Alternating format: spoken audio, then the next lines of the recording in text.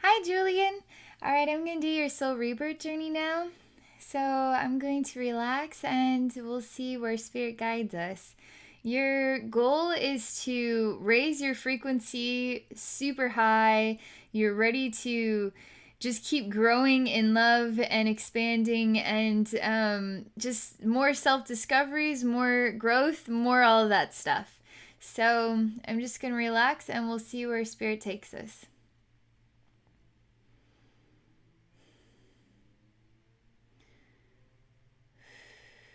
There's a really heavy energy I experience right off the bat.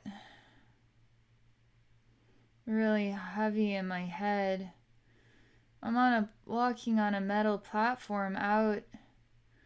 There's sort of a rounded place where I stand. I'm looking over a really massive space. There's lots of workers. That like 1,000 people in a single room, and it's like they're sewing or stitching, but I can't tell for sure. I can't see from all the way up here. It seems like women who are robots in pink dresses, and it's like they're stitching for away, it's sort of stitching their lives away. It's very awful. It's really hard on my eyes, my eyeballs. It's really heavy energy.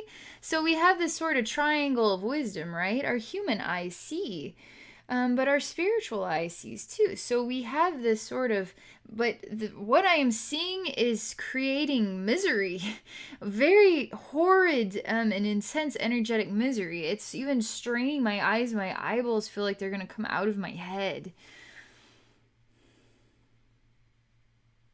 He's a general. He turns around and he does this really sharp. He's Asian in appearance. He walks down the this metal hallway. This energy is awful. There is something of a white, fluffy cat on a bed. As I continue to see this general walk down a metal platform, it's like a sci-fi type of place. I mean, like the Aliens movie, like the spaceship is sort of kind of dingy. There's nothing really pretty about it. It's sort of metal platforms and stuff, like once they're on the planet, like the old school movies. It's sort of like that. It's kind of dingy. There's nothing pretty about this place. And it feels like everything is made out of metal. The walls have a liquid running down them, and drops of water as well come from higher up. There is a scene of women in really beautiful dresses. Really intense blue color, then really sort of a teal color, like a really white green color, a pink color, a really intense red orange color.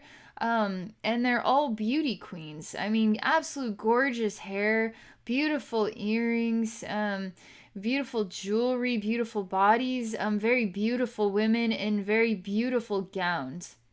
The material is something out of this world. The texture is so soft you wouldn't even believe it. There's a man's hand enjoying the texture of the woman's dress and touching her breasts at the same time, and very aroused and excited about this. There is sexual energy instantly erupting. There is giggling in a bed. There is not giggling anymore, and there's feet sort of pounding in the bed, and what is like choking. He says, I loved you. She's dead. He takes a finger and takes it across her face very lovingly as he looks into her dead eyes. Her face, she is dead. It's sort of a job well done. It's very disturbing. They had intercourse. There was some silly humorous thing, and then he snapped it, just sort of a wild hair, and choked her out, and now told her, you know, I always loved you, as his way of saying I'm sorry. But he doesn't feel sorry. He feels another one down, another one for the book. Feels like this is his role. He loves seeing women in these beautiful gowns. He loves touching the gown and then touching their bodies on the other side. So he touches the fabric of the gown and then loves to feel the curvature of the female's breasts and then all the other places. He likes to feel, he doesn't want them wearing any bra or underwear. He wants to touch their body with the gown. He wants to feel their bodies. He finds that very arousing.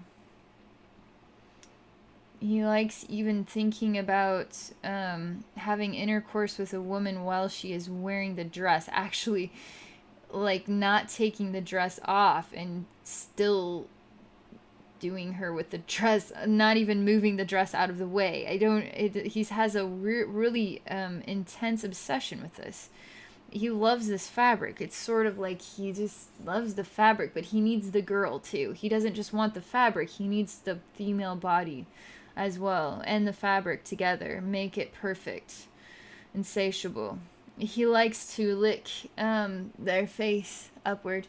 He likes to lick their neck. He likes to lick their breasts. He likes to lick their body. He likes to lick all over them. He loves licking. He likes, he's really wants it to be sort of a sexual marathon. All different types of tasting and touching and experiencing like it's a banquet party. But then after it's over, he is finished and the job is now done once more.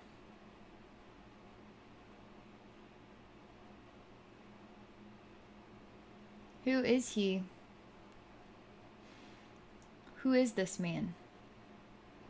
Spirit is actually asking you the question, who is this man? I, Abbey, do not expect you to know who this man is. However, Spirit is saying that in a way that you would... They just are saying, who is this man? That's it. But they mean it when they say that. They expect you to think of an answer. Now I am one of the females that is being choked out.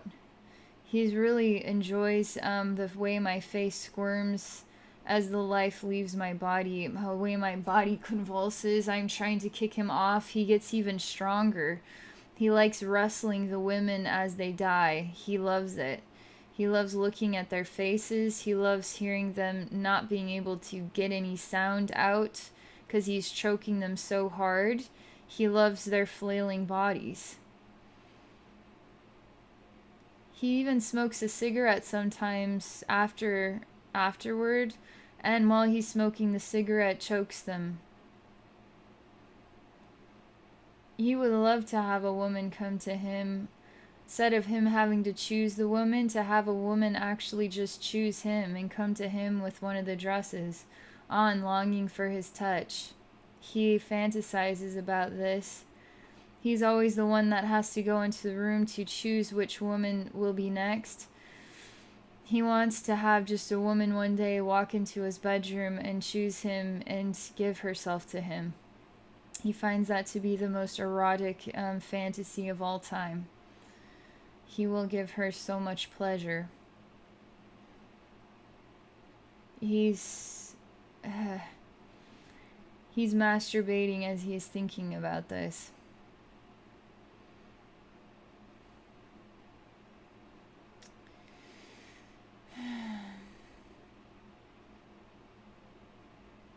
I'm just sort of, it's kind of a lot. So I'm just taking a pause for a moment.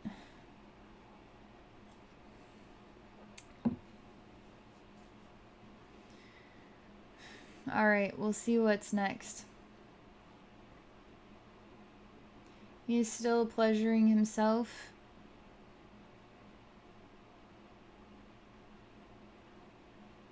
It's just not as satisfying unless the woman is here with him. He starts to want to have his closet full of these dresses. And as he has the dresses in there, he loves thinking about the women that he has been with sexually and then killed. He sees each one of their bodies in the different dresses. It's as if he saves the original dress and hangs them in a closet. That's exactly what he does. There's never any blood or anything. He always just chokes them out. So he puts the dresses in this closet. There's such a rainbow of colors. Sometimes he puts the dresses on as well.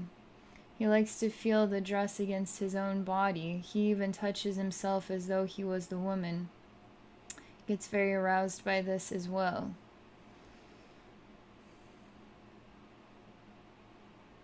He likes to do this. Let me see what else happens.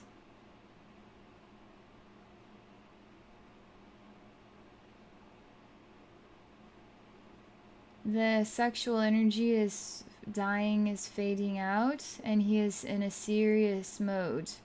He has orders and a job to do. He has a role. He has his position and title. He is always with these very sharp gestures.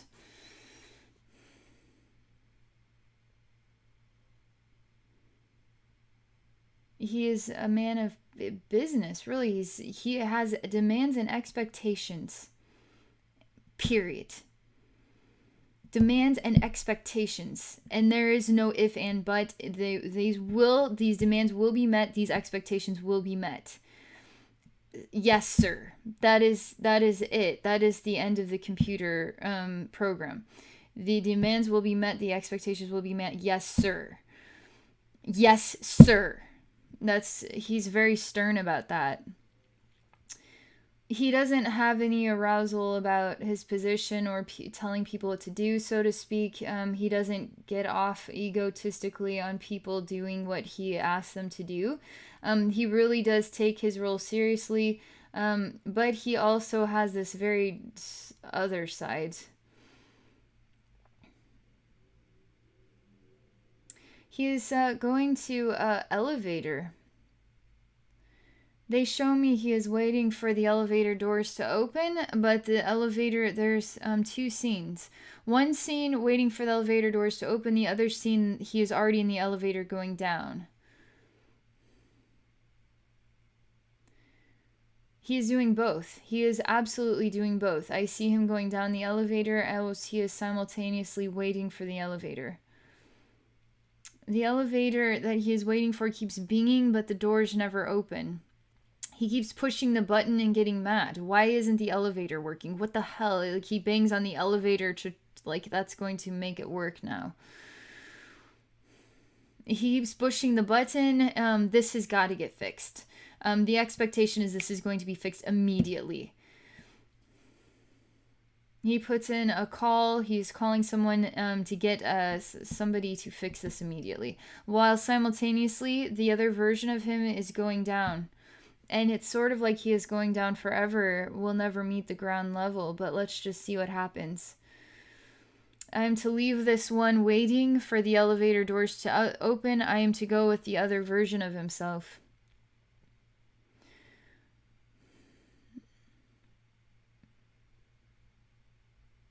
It's hard to reach him. I'm trying to get into his elevator, but I feel like I'm too far away from him. It's sort of a mirage. He is walking through some, it's a really pretty building down here. It looks like a beautiful, gorgeous building down here. And then there's a really pretty, a door that spins, you know. So he walks into it, pushes the door, and goes out to the sidewalk. I mean, it's sort of a downtown area. It's a busy city. It's just sort of this building has like a warped other side to it. Towards the top, there is a weird space where this other stuff is going on. Very weird, surreal. Again, with the, it is so hard to see. It makes my eyes, it's sort of like I desperately need glasses as I'm looking at the scene, and I'm straining my eyes so hard to see in the scene, and I don't have the glasses to see, so everything's blurry and fuzzy, and it makes me want to puke. Like the scene itself is straining my eyes. It's got an exhausting essence to it. I don't need to strain my eyes to see. This is part of the wisdom. There's a reason why it is like this.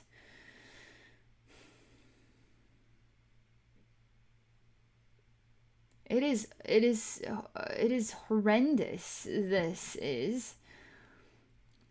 He's a businessman now. He is not a military man. He looks like a businessman. In a really sharp looking suit. He's on his cell phone.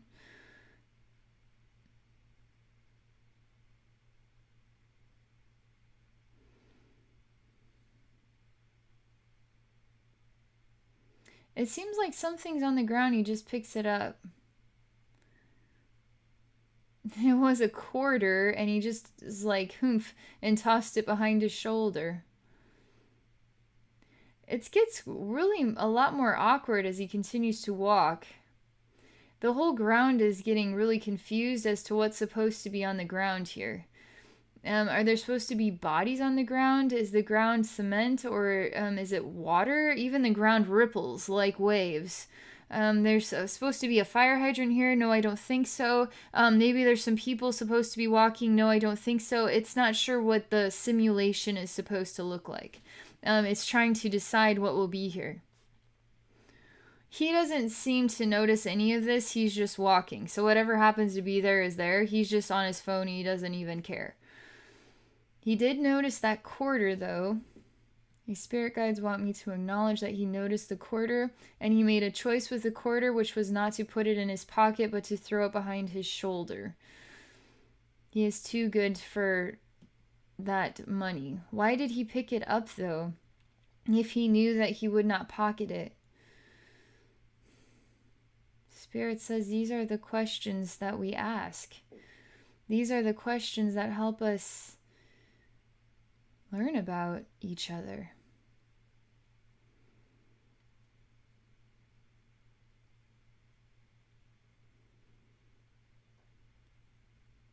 I see another scene with him as a man, and he's like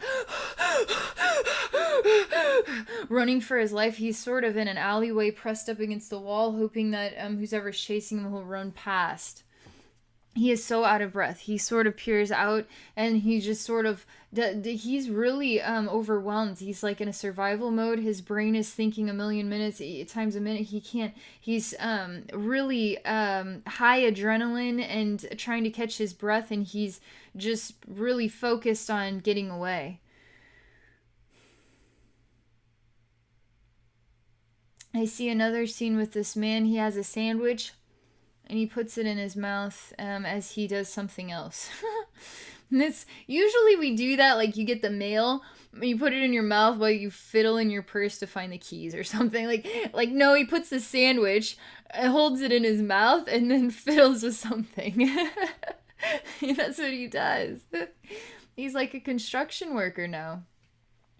He really is. He's on a really, this is really overwhelming. He is on a metal. It's overwhelming. He's on a heavy metal thing. He's sitting on it. It's sort of like old school, like 1920s, like images of those construction workers, like building the Empire State Building or something crazy like that. And then being carried up and eating lunch on these crazy just like things hanging in the sky, like on like 1,000 feet in the air or whatever. Is what he's doing. He's eating a sandwich out, but he's still not that high up. But he's still on one of those bar things. I mean, it's ridiculous. It's overwhelming. What is he doing? Like, what were any of them doing? But they did that. So crazy. I mean, it's scary up here. He could fall. He's not falling though. He's holding my sandwich and digging in his lunch pail. I'm like freaking out. The view from up here, it's not all like it's still like dizzying. It's still like creepy and freaky. It's still like, oh my god, like a couple more inches off of this thing and I'll splat on the ground. Like it's like that up here. It's overwhelming. They're taking me to yet another scene.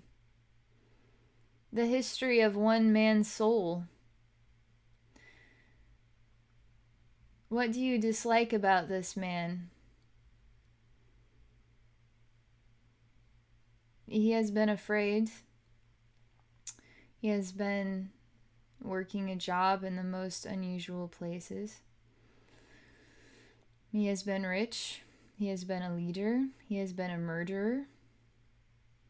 He has had unusual sexual hungers. He knows what it's like too. ...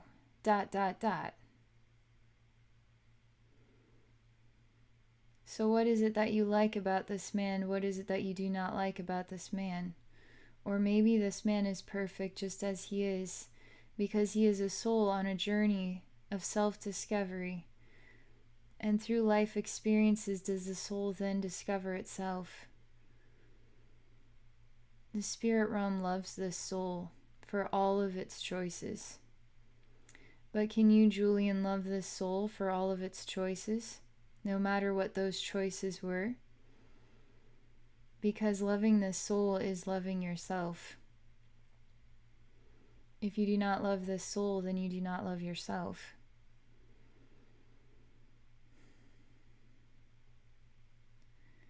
This is creating a reaction in your spiritual atmosphere. You don't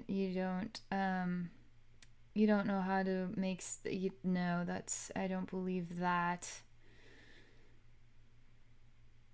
You don't believe what?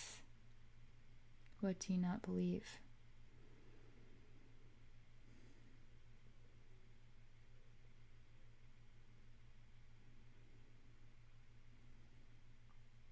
There's a long pause.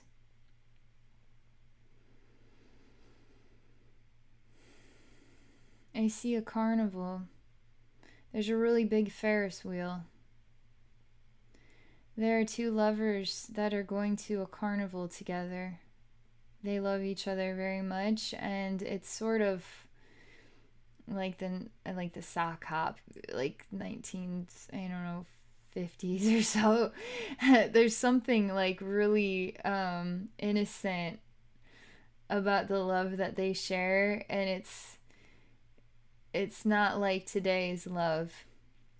The carnival was a big deal, to have a place like that to go to, where you could be romantic and hold hands on the Ferris wheel. There's something about that.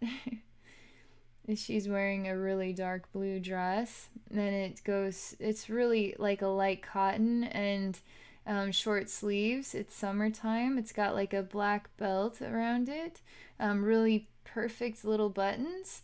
Her hair has been in rollers. It's a dark brown color. She has red lipstick on, and she's smiling at him. He has his hair combed sort of in a slicked way, and a gray suit. He's like dressing up to go to the carnival with her. They show me fun things they do. Eating cotton candy and laughing on the Ferris wheel. He wins her a stuffed animal.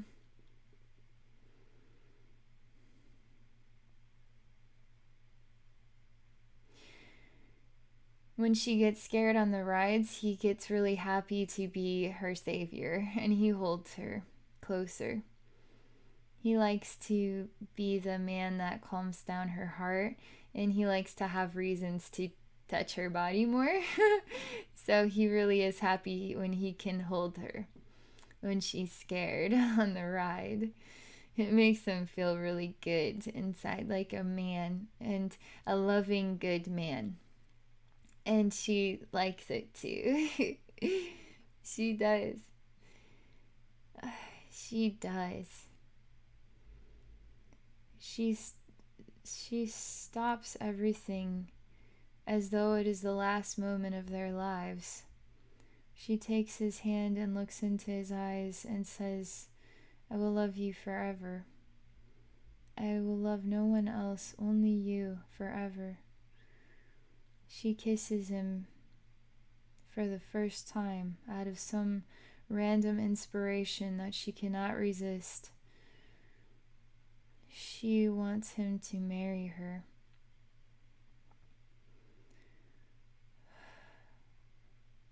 She wants him to hold her closer, not just because she's scared. He feels more love in his heart now than he has ever known love before. They have not been sexual with each other.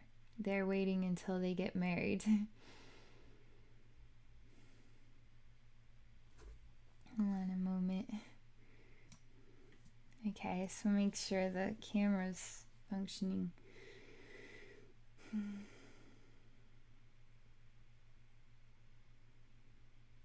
I love the way that their hearts feel.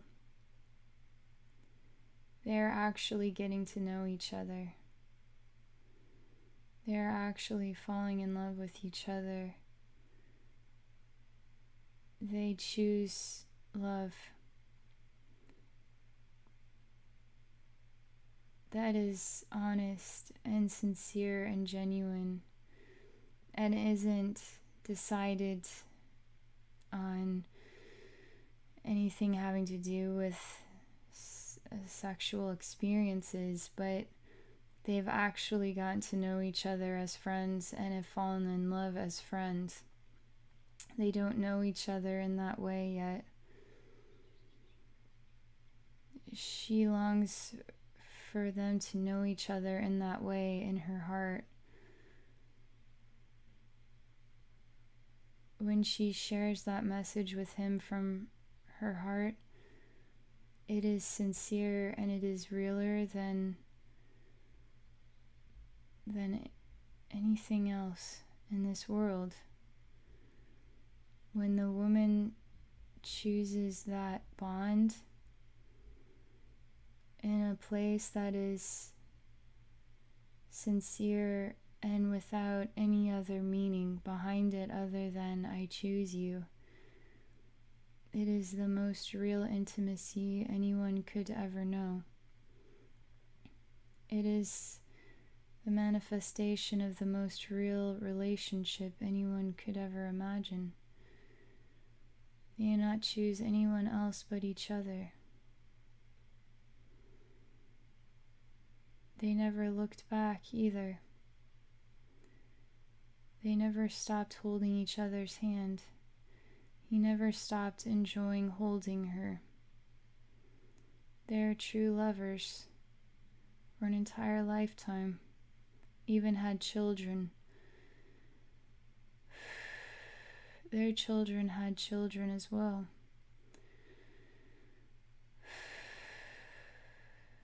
There's a lot of energy associated with this one. It's the energy of true love.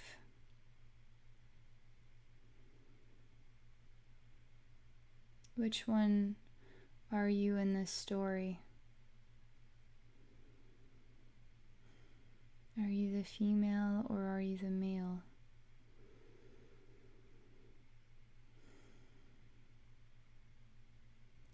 Spirit shows me when two lovers unite as one, the souls experience life as one. They say your soul was both, the male and the female.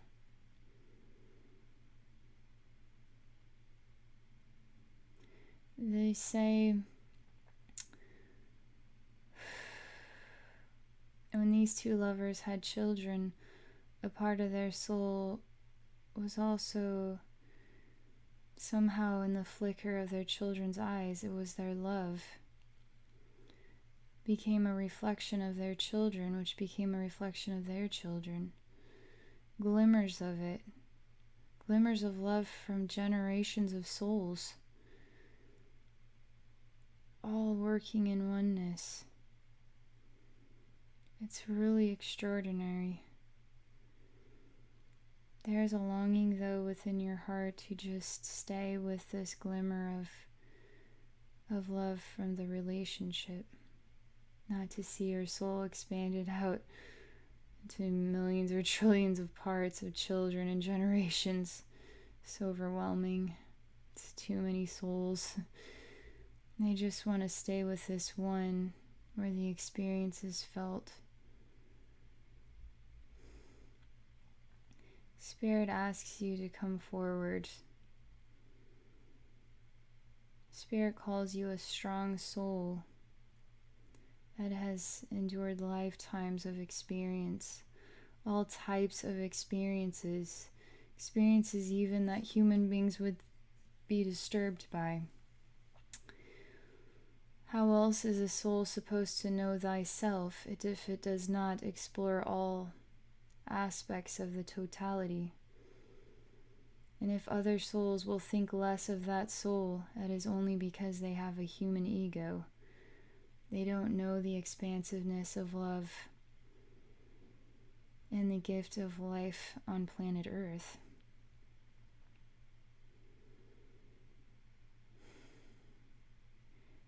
I'm helping your soul to grow further.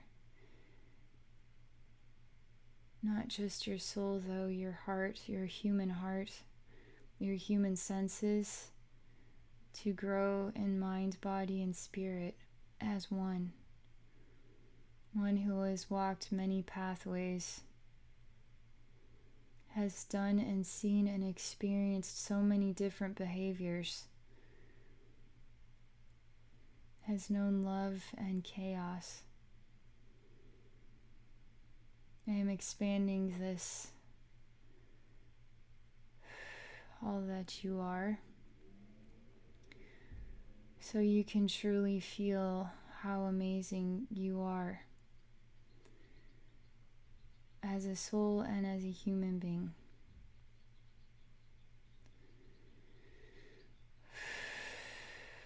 This is a really intense energy. Really, really intense energy.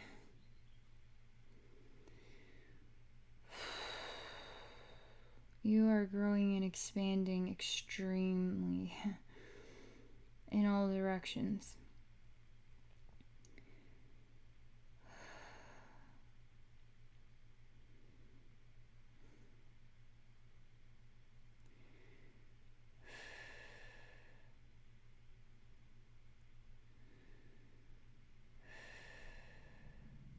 You are still growing and expanding. It's very intense. Very intense.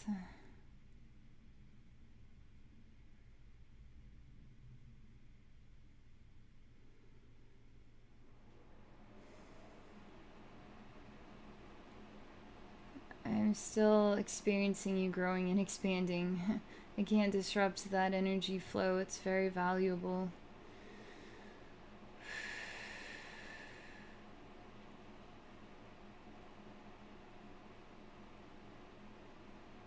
I mean, you're like a balloon that has more room for more helium. You just keep getting bigger and bigger.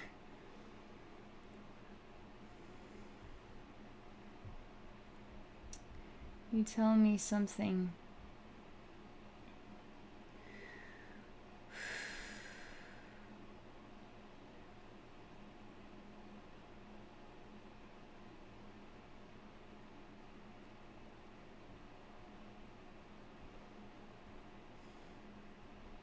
You really are a discoverer.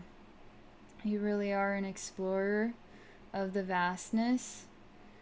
You really are wanting to learn so much more about yourself, about creation, about energy, about spirit realm, alien beings. I mean, You have a really huge library of interest. You want to know all of it, though. You want to know all of the details.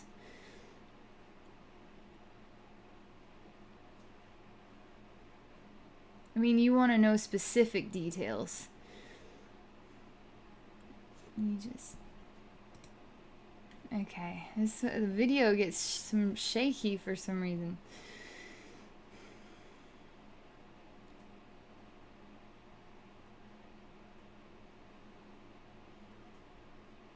We are in a library right now.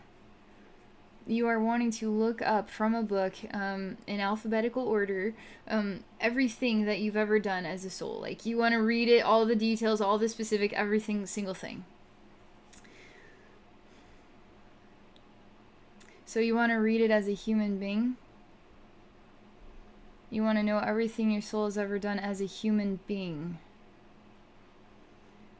Is your human consciousness able to tolerate certain versions of wisdom, like wisdom about sexuality and killing other people in fine detail, all the way down to reliving the moment?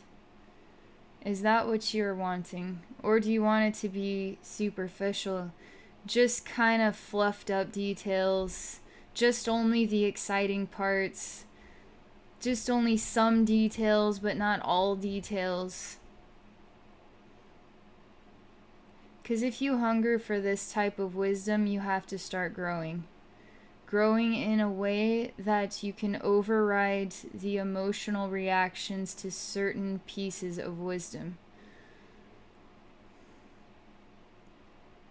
Because if you are in this library, you must be open to knowing all that you are. Not just the happy lifetimes, not just the curious ones, the explorer, the alien being, but to know everything, all the darkest ones as well, full of fear and terror, full of selfish decision making, full of greed, full of all different types of reflections.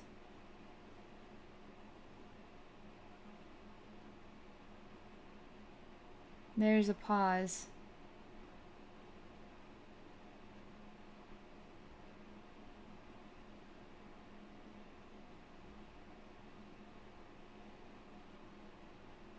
We are exploring your reaction to this.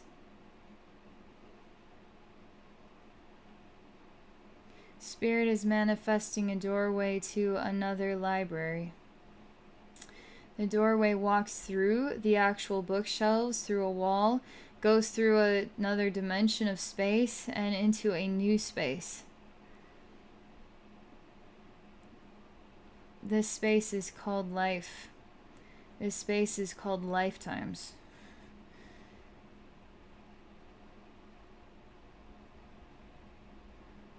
There are men in sort of a workout gym. This one too is really, really exhausting. I mean, the exhaustion of everybody lifting these weights is so exhausting. But not just to the body, to the mind, the energy. It's just giving so much energy to just lifting up a heavy thing and putting it down and lifting it up. So much energy is put into this activity. But not just feeling it from one person, everybody in the room, and what's been like years of heavy weightlifting. It's so unbelievably draining and exhausting. But they won't stop. They continue to keep weightlifting and they will not stop.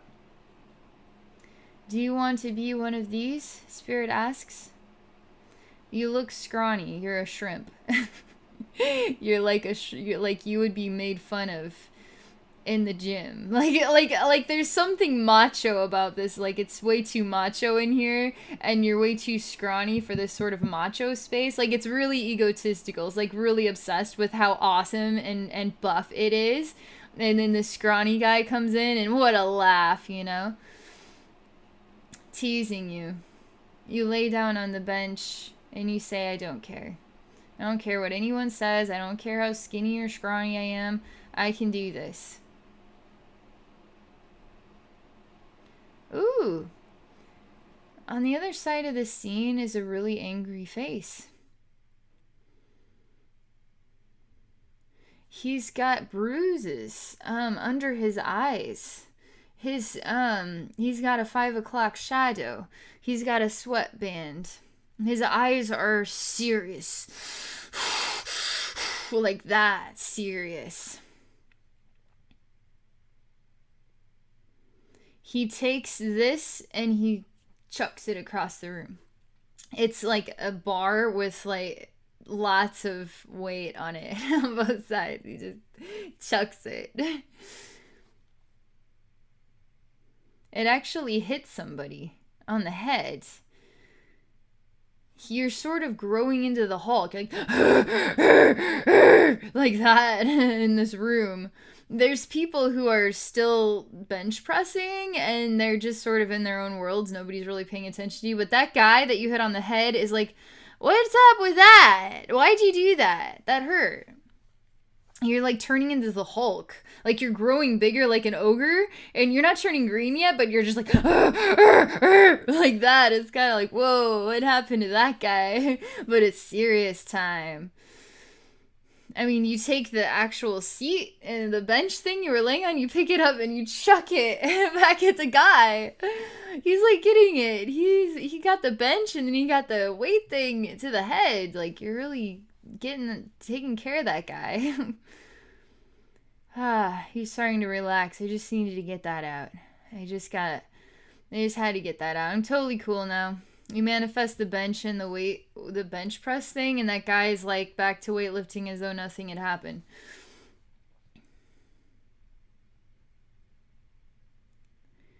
But you say, I'm kind of tired of weightlifting. I don't want to do this anymore. I've had enough of this. I don't want to be in here for the rest of my life. I want to do something else. Well, what do you want to do?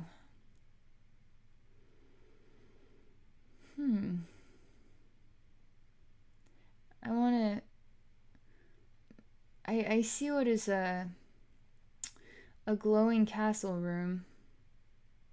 What is like a fairy tale, like a Sleeping Beauty or something. A woman with a really long white dress. Like, it makes me think of Sleeping Beauty. And a man with her. And from them comes light out of a tower space. You want to get to that place. You want to get over there. You want to get up there. Spirit says, well, if you want to get up there, you're going to have to travel through this swamp. So I don't want to travel through a swamp. Why not? Because I just want to be in that room. Well, if you want to have love of that kind, you have to learn about love through traveling through this mucky swamp first. But I just want love of that kind. Why do I have to travel through a mucky swamp? Because you have to grow your heart big enough in order to experience love of that kind. You don't just experience love of that kind without having done any work and put in any effort in order to attain it. You have to have experience. You really don't want to go through that mucky swamp. I mean, it's gross, it's dirty, it's filthy, it's going to be a long time. There's blood-sucking leeches and animals and insects, and it's not going to be pretty. But you keep looking up at the tower, and you still haven't said yes yet. There's got to be another way. You look at walking around the swamp option. There must be another option that would help me get to that. Spirit shows me what are, this is interesting. So here we have this tower, right? Here. There's a pathway of light that'll get you up to that tower. But from this light now is projected lights, infinite number of light. So you could do this. Any one of these will help get you to the next step, to get you closer to that experience. But you have to choose one of these. There's infinite numbers, and they're all going to be basically a mucky swamp, but different versions of mucky swamp in order to get there. So which version of a mucky swamp do you want? You say, "Ooh, I kind of like this. This guy playing basketball, he's handsome, he's tall. I like this. I like this one." Spirit says, "So what do you like about it?" He says, "Well, he's a handsome, tall man playing basketball. He's athletic. He's a professional. He's awesome at what he does." Spirit says, "Okay, then that's the lifetime you choose." So you step into it.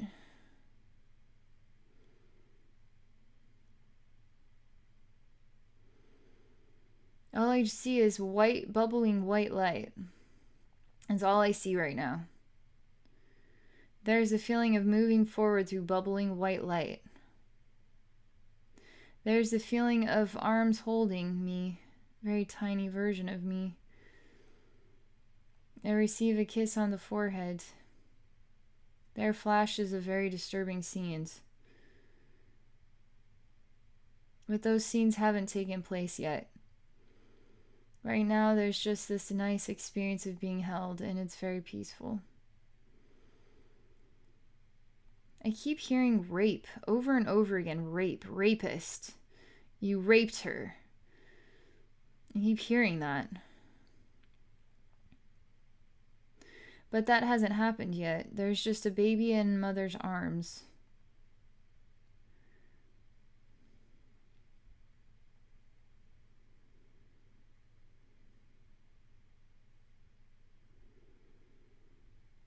There's nothing else being said about that. There's nothing else being said about that. I asked the spirit realm, what else?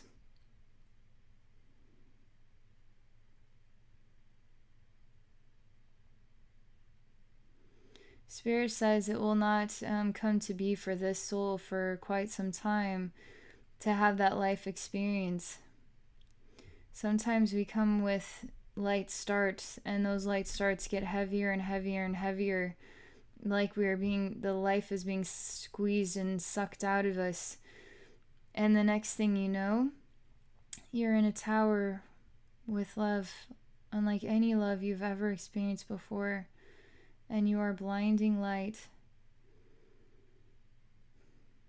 They show me what is a pathway of thousands of lifetimes, all different types of lifetimes, in order to accomplish that one moment the soul longed for.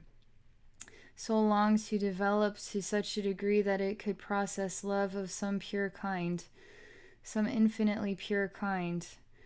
But as it would start the lifetimes, it would start simply, but then it was slowly but surely, like it's getting tightened, and the soul is enduring all of these echoes from all these lifetimes, carrying them as sort of burdens into the next lifetime, It doesn't remember, it doesn't recall, it just experiences life. Somehow, in all of this, it starts to get to a point, and everything is starting to get heavy and relaxed.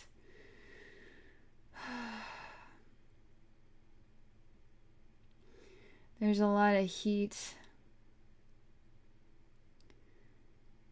There's a lot of heat in the hands, a lot of heat around the heart, a lot of heat in your head. There's a lot of heat.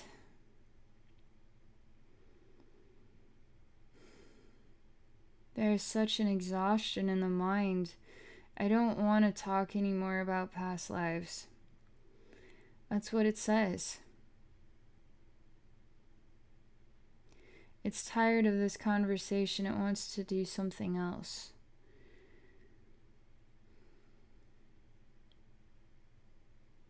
I see you back at the library where we started.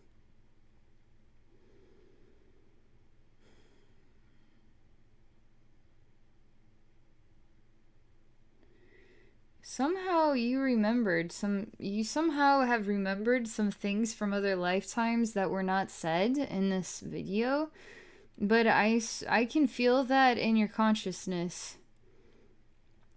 You seem to recall something that you didn't expect. It sort of creates a pale reaction. You're sort of looking pale in the library. You cry a tear and you still think about that with the man and the woman. To some degree, that has not manifested yet for your soul. This caliber of love. This holy, sacred, unbelievable caliber of love. You are still in that journey cycle waiting to get to that point. That was the part that bothered you the most.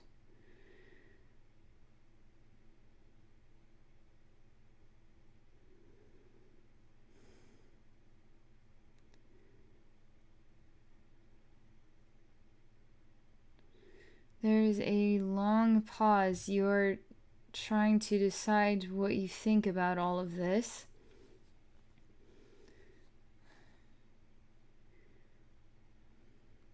There were some very disturbing things you saw.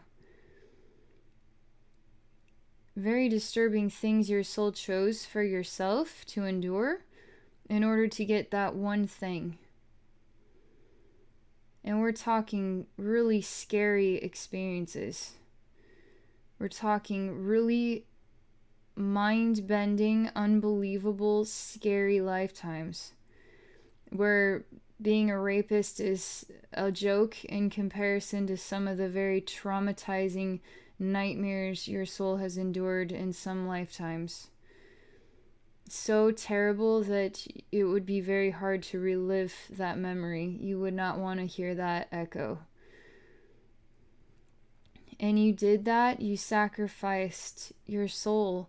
You sacrificed joy and celebration and love of all. You suffocated yourself. You choked yourself out just so that one day you could have that brilliant moment in that castle tower. And it is holy, like unimaginably holy moment of love. It was a holy moment of love, right? The Ferris wheel, but this love, it transcends anything you couldn't even fathom it. That's why it would be like a fairy tale. You wanted that love so bad that you would put your soul through all kinds of nightmares in order to attain it one day.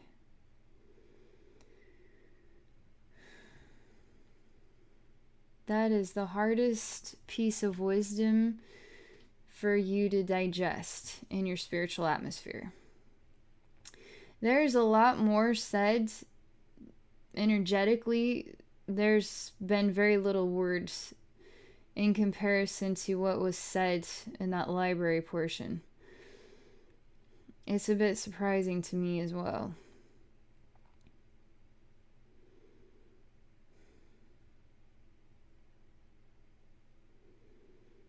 You don't even know what to think of all this because you're a human being and you can't process this with a human mind properly. You can't process this wisdom because of the human mind.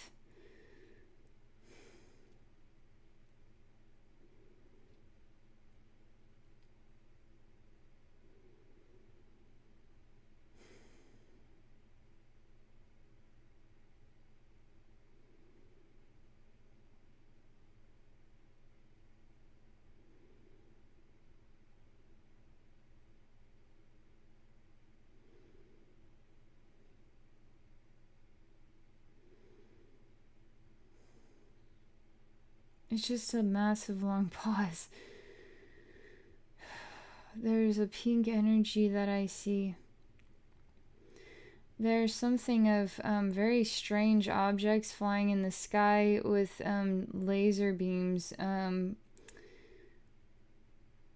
blasting.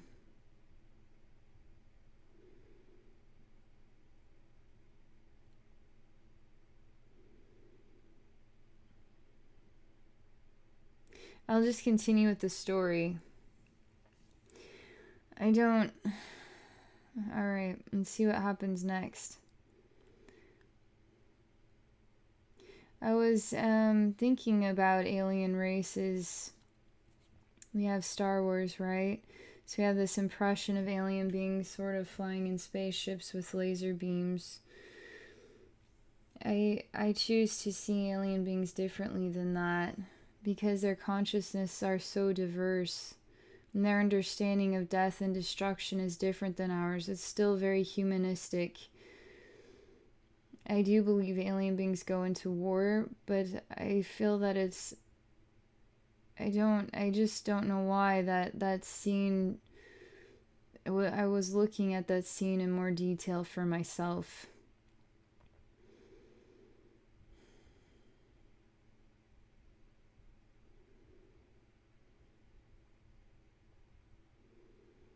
The scene is just suspended. The one ship that was in front is now sort of slowing down, and they're next to each other, flying. There's a really dizzy, spinny feeling I experience. Like being on a spinning ride.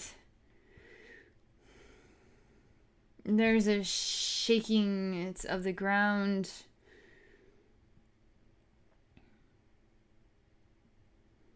It's interesting because we're in outer space. Can you imagine outer space having an earthquake? Do you think that the universe could shake ever? Like a planet could shake? Do you think the universe could shake? Can air shake? It's kind of neat. Space is different, right?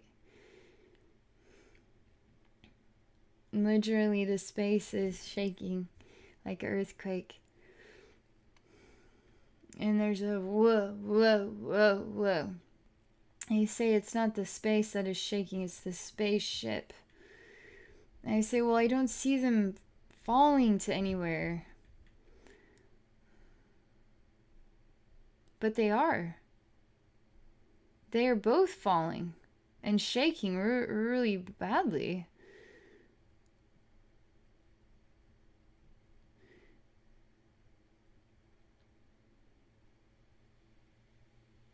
Because they're turning into somehow light. There's something with gravity. I don't know how this all works, but there's something of light that is manifesting as well, and shaking and rumbling and heat. But also spinning and dizzying feelings.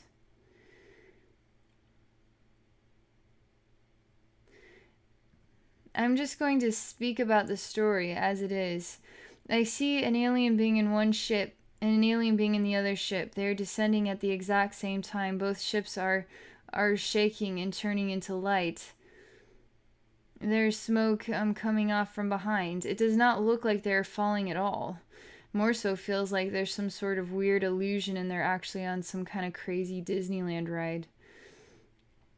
But the one alien looks at the other alien, and they put one hand on the window, and the other alien puts a hand on the window, and they smile at each other, and they call each other brother.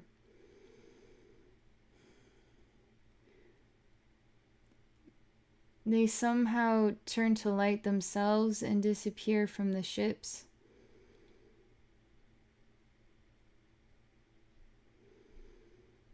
They just left their bodies. The ships are their own thing. They are holding hands, and they are choosing to walk into the light together to decide what the next lifetime will be. They were at war with one another. They were in alien bodies at war with one another, and both their ships were just sort of nicked or hit at the same time, and they were both moving or propelling very quickly through space, both at the same time, and they both connected with each other psychically or through some means, and they seemed to discover that even though they were on two separate sides of the war, that they were actually brothers. and they shared love with each other at the time of their death, and then they left their bodies before their ships hit something or whatever, and they moved on. Together, though, as two brothers. They feel so much love inside their hearts together, to have lived this lifetime together, to have explored war together in this way, to have died at the same time. They're like soulmates, like twin flames. And they didn't even know their true, genuine connection. They wouldn't have known because they were in those bodies. They were on two different sides of a war. They would not have known that it wasn't for them to discover each other. It was for them to fight each other and then have this magical moment where they discovered this truly beautiful connection. They go into the light together and they become part of the light. They become part of the essence of all souls. They become part of the essence of pure love. They just want to stay in this space for a while, in a state of love and connectedness with all. They aren't ready to explore any other lifetimes. They want to be in a meditative state for a while. They want to explore the way this lifetime made them feel, explore the way their relationship has developed. They have the ability to see all sorts of future possibilities, past possibilities, how their choices have created a domino effect that touches trillions and trillions, infinite numbers of consciousness and cells and souls and atoms and planets and everything. They actually have the ability to go into a meditation to discover infinite numbers of wisdom very, very fast. And they could be in the state of meditation for what would feel like 3 months to us. But to them, it's just really longing to explore every fine-tuned detail about trillions of numbers of data associated with this single lifetime, specifically this end-of-life moment. Trillions and trillions and trillions and trillions of pieces of information based on this single end-of-lifetime moment with each other.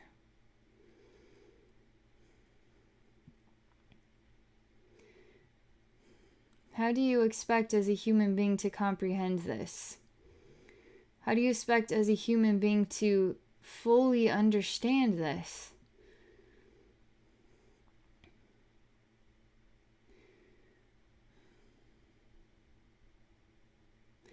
The reason why they keep asking these questions is not because they don't understand that we just want to know some stuff. We just want to know a few things. Can't we just know some neat lifetimes? Like, what is the big deal? Why is that so wrong? There's nothing wrong with it. They just really want you to hear a voice talking to you about real depth of wisdom.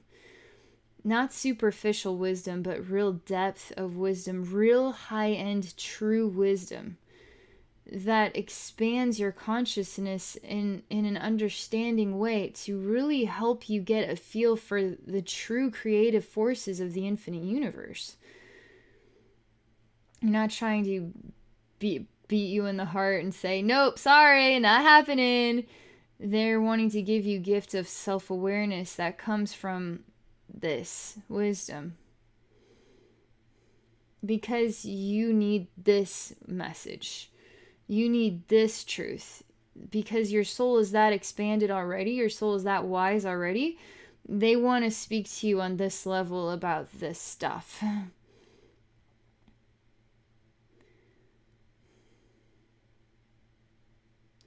So you actually say to the universe, so what do I do from here? The universe says, have you ever seen your spirit guides before? You ever see them surrounding you with love, manifesting an orb of love around you? Have you ever seen your spirit guides? Have you ever seen your angel guides? Have you ever seen animal energies and insect energies? Have you ever started to see the big masses of souls that absolutely love you? Have you ever welcomed yourself as a human being to try to fill your heart with that much love. Not just about knowing all the facts. Sometimes it's about feeling the facts. Feeling the facts through how loved you are. Allowing yourself to let go of the trauma and the echoes of chaos.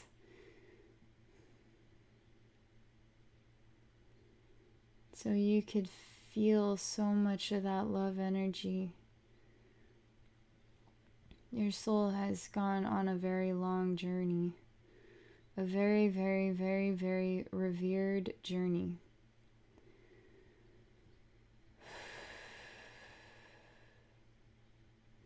It's getting energetically hot again.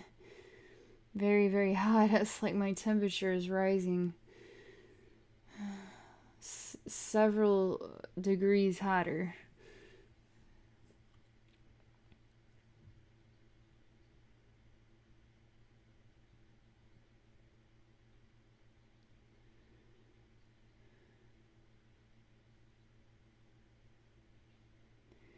You want to slow the pace down, way down.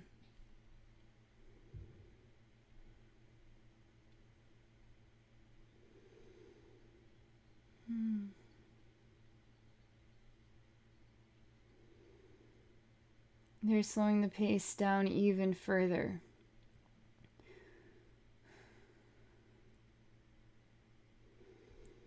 We are completely moving on from all the frequency work, energy work, wisdom that was shared. Completely moving on from that. Totally new energy right now.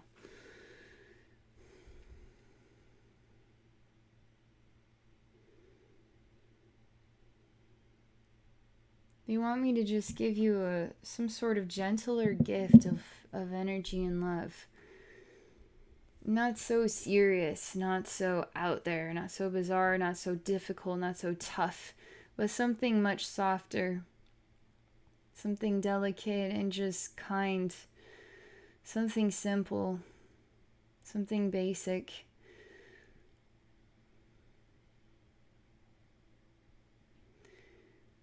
So you are here as a consciousness with me.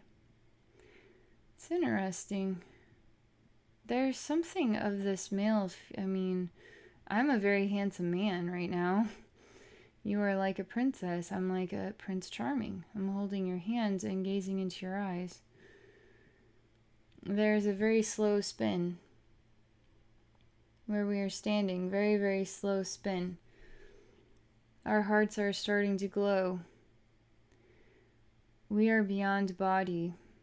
Yet we are body. We feel an electrical vibration that is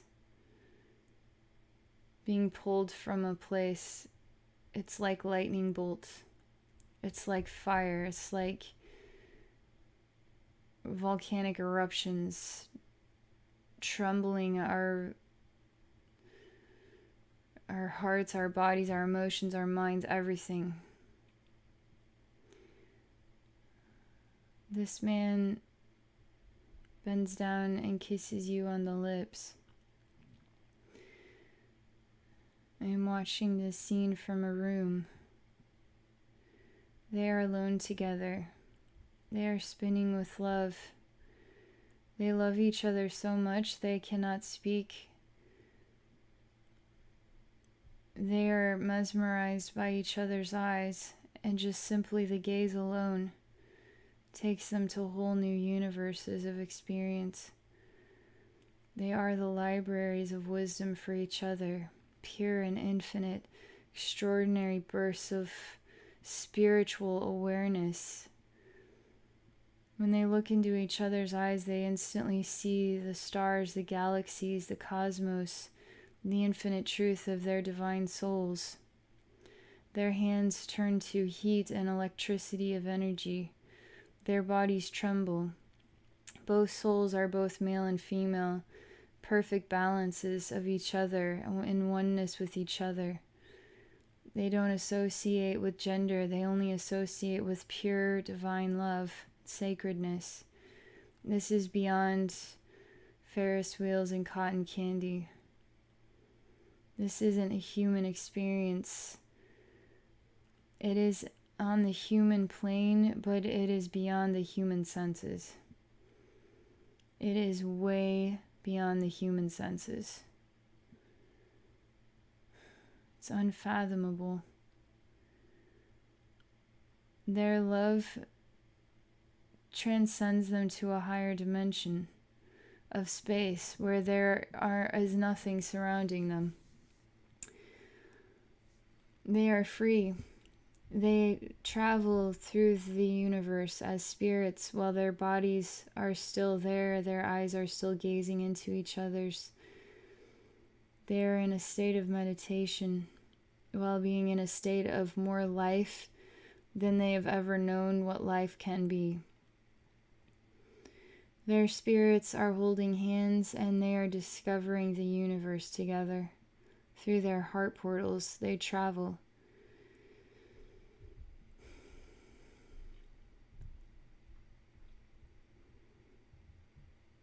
They remember times when they were destroyers of worlds. They remember times when they were destroying each other. They remember times when they became so weak and vulnerable they just wanted to give up. They remember times where they were alone looking into the stars, wondering when the other would be there, and knowing that it was not now, not yet. They have lived ordinary lives. They have lived lives as peasants, lives as princes and princesses. They have lived lives of livestock. They have been animals on farms. They have been pets in people's homes. They have experienced the bliss of a ladybug, dragonfly. They have been birds. They have been alien beings. They have been stars. They have been so many things. They have been songs themselves. They have been the musical notes that manifested songs of love. They have been rainbows. They have been miracles. They have been longing. They have been shame. They have been embarrassed. They have been so many things. And now they are lovers. Now they are blessed with this moment.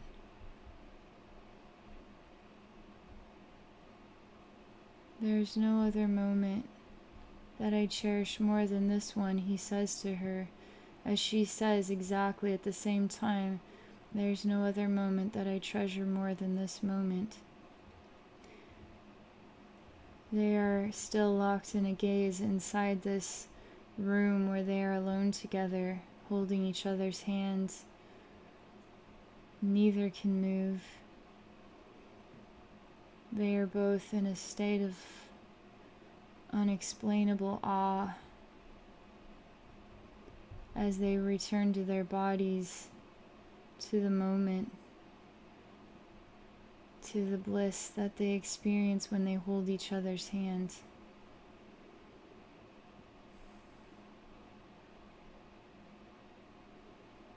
Spirit shows me these two live a long life together.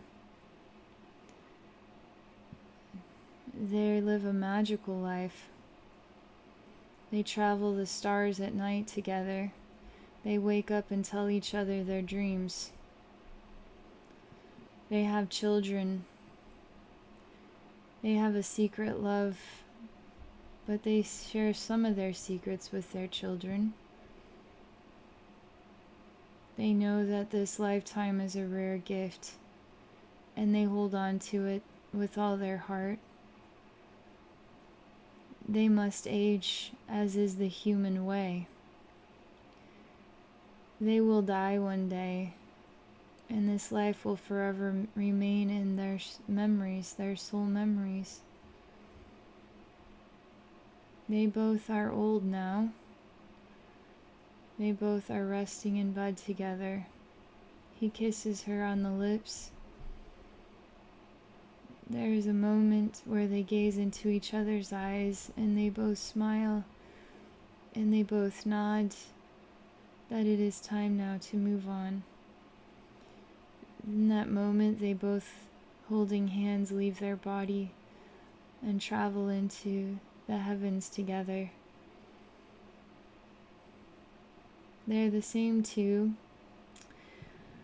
that destroyed each other in that alien lifetime. They have conquered a journey of so many twists and turns, agonies and joys, in order to have this trophy moment where they were gifted, blessed by the universe with this experience of profound and true love. Love that goes beyond Ferris wheels and cotton candy.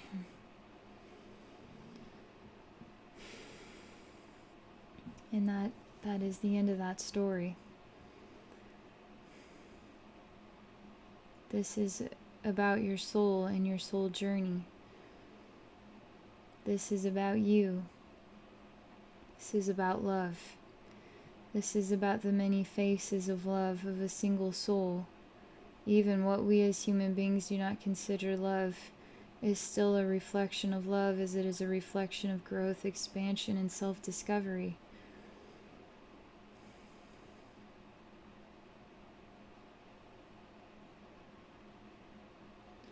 I'm going to pause. There's still energy, lots and lots of fueling energy, so I'm just going to allow that to continue.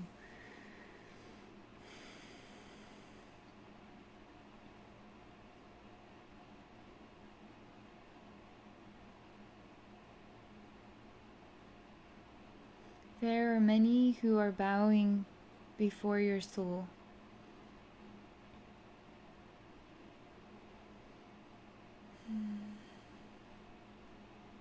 Your soul turns to a bright light and is a bright star in the sky.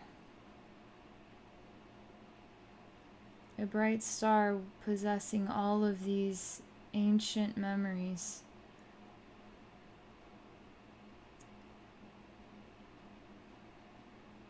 But you are simply a human being, right?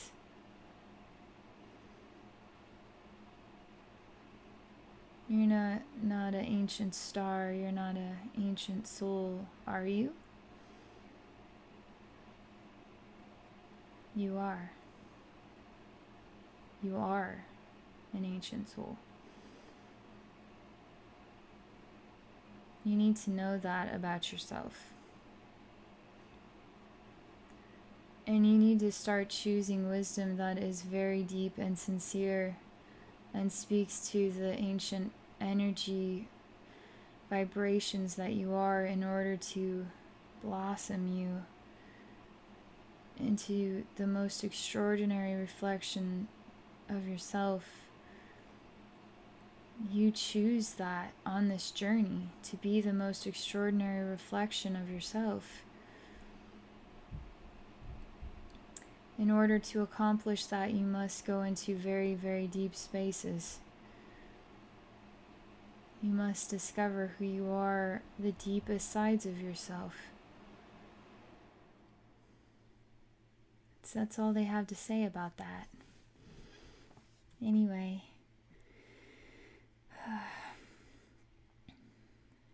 I'm just disconnecting now from your spiritual atmosphere. That was quite a journey. I was a little not sure about the beginning. It's just quite a way to start a soul rebirth journey. All right. Thank you very much for this experience. And for those of you watching, if you're interested in exploring a soul rebirth journey with me, please visit me at my website at abbeynormalswisdomquest.com. Thank you for watching, and I wish you a wonderful day.